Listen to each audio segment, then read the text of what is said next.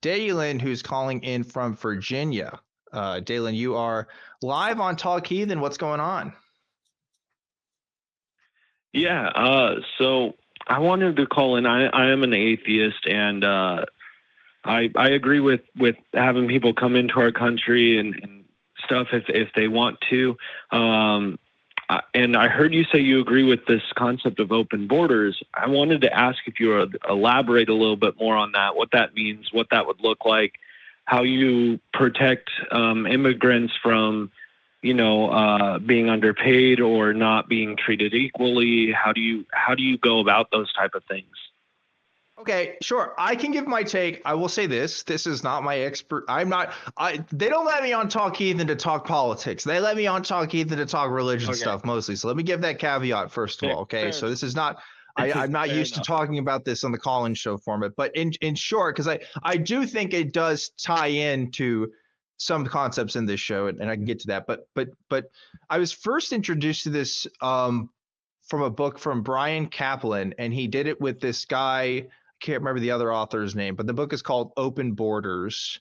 And I'm Googling right now. Open Borders, the Science and Ethics of Immigration is what first turned me on to this concept. Okay. So, I'm born in the US, and that gives me some legal rights and limitations on where I can go. If I was born in Malta, my life, my opportunities will be completely different than what's afforded to me in the country that I was born in. And so on some level, there's if you take into account the veil of ignorance, right? If we were able to not be able to know where our circumstances would be when we were born and we had the choice to pick it, we would, of course, a lot of us would want to be born into like first world countries, right? Because of what's been given to us, barring anything else, right? Without knowledge of anything else. And so there's inherently economic advantages and disadvantages for where you're born. I'd like to try to mitigate that as much as possible. I think Open Borders presents this kind of idea. You mentioned this example.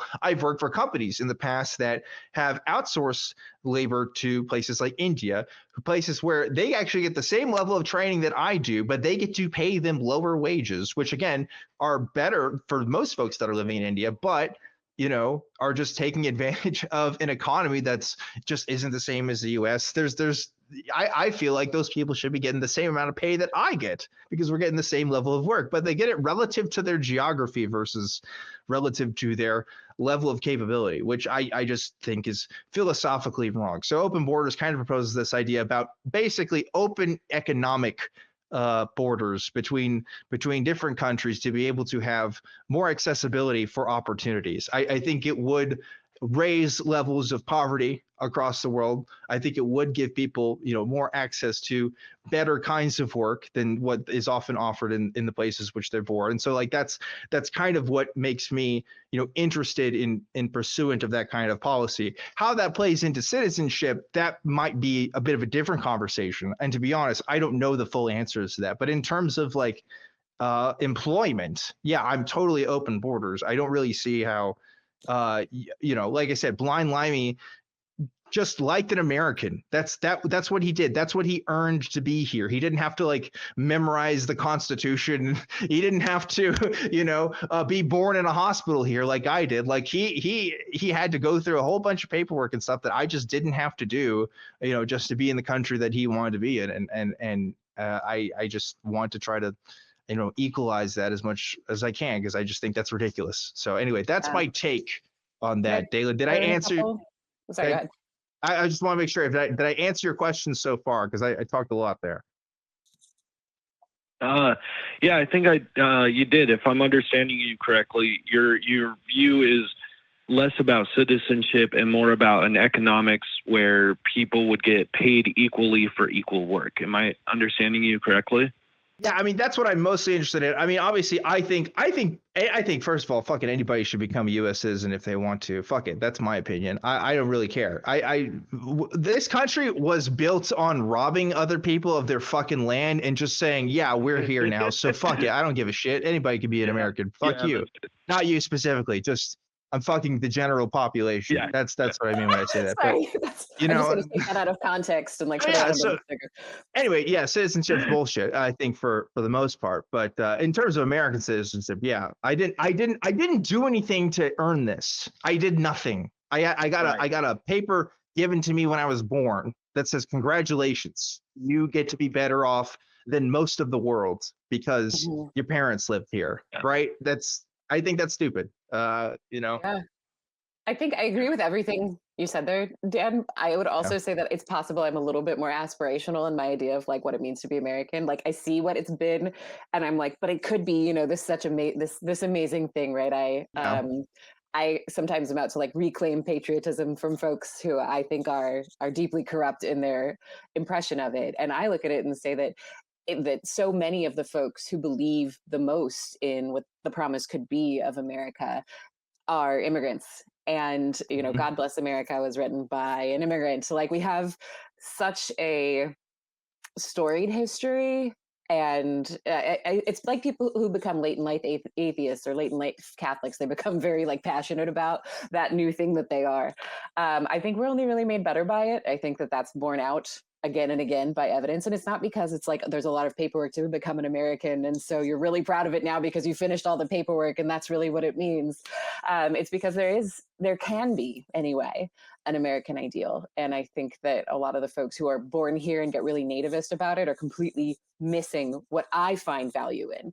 I would also point out, like, when I am also fairly radically open border, that for me, it would also mean things like, thinking about how to have people be able to come and work here and then also go home again. But while they're here, they are spending money in our economy and making our economy better, making the communities that they live in possibly better and more functional. And whenever we end up talking about like stealing American jobs, not gonna lie, my husband was that guy. He moved here from Australia because we couldn't find enough people to fill tech positions in the Seattle area, and there weren't enough people who lived in the Seattle area to do so.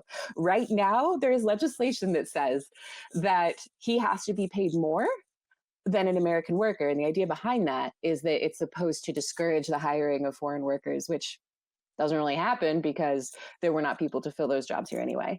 And so I would look at it and just say, like, we have things that we can do in our education system in terms of like availability of jobs in the United States that we can, if we're worried about having enough jobs to go around for folks who are born here, we have solutions. We're just not enacting them. And so when I look at it, I'm like, why would we pretend that this is going to help? I think whenever we get to the core of it, it's the same old nativist talking points for closed borders or for restriction that we've always had. Like if you look back historically, it's always based on xenophobia. It's always based on a misunderstanding of how economics actually works. And I look at it as like, pointless. I moved to Texas late in life comparatively, and yet I'm still like, you know what? I'm going to make this a place that I can make better. Why would we not want that? Yep. That is true. And I mean, my concern isn't really about American jobs or any of that. It's more like, being a citizen gives you protection under, workforce, the like basic, I can't remember, is it workforce services or whoever it is that comes in and dictates like how a human being can be treated in the workplace and stuff? Like if you're not a citizen, then companies can like pay you 25 cents or mistreat you, and there's no protection for an immigrant who is just trying to make an honest living, like that. I guess that's where my concern is. Does it make sense? Yeah, well, and there aren't really protections for undocumented immigrants, which is why I think an open border idea is that there would be fewer undocumented people and more people could come in legally. So more people would be extended those protections simply by the government knowing they're here and therefore being able to enforce those protections. That would be my take. I don't know. What are your thoughts, Dan? Yeah, again, like I don't care. Again, if it when I brought up the example earlier, I'm in the same boat as you, Dalen. I don't care that an Indian person is taking my job.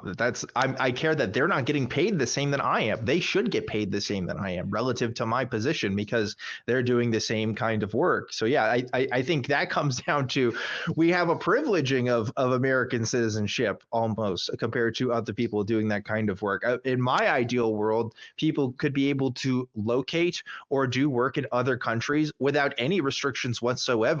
And that would, in my opinion, open up the competitiveness that we could have of work. The fact that we do have laws that say, hey, you can't treat American workers this way. Oh, but you can treat people in these other countries. Yeah, fuck it. Like, that's the problem right there. Maybe we shouldn't have special treatment for that. Maybe if we want to be a true capitalist nation, we say, hey, the folks over here are doing really good work. We should get them in instead of, I don't know.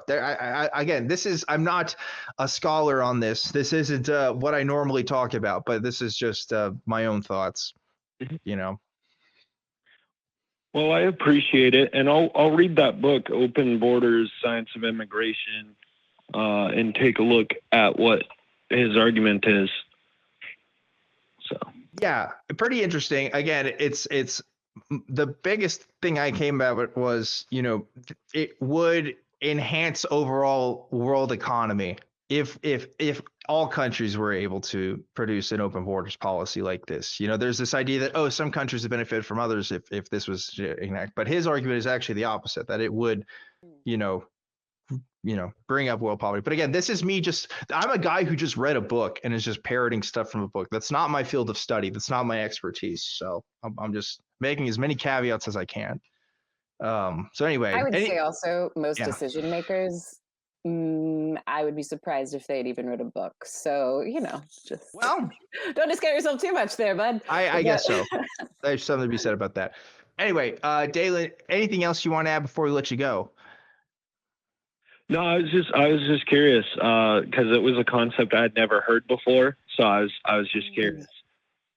Yeah, for sure. It's definitely not as popular of an idea, I guess, because America, we don't like other people. I think that's what it is. Before you go, real quick, yes, I agree with that. Sorry, not to step on that point. That's an important one. Yeah. But before you go, Jimmy Jr. is hosting next week. And Dalen, he would really like you to call in when he's hosting. So if you're available next week to call in to Talk Heathen, Jimmy Jr., who will be hosting, would love to talk to you.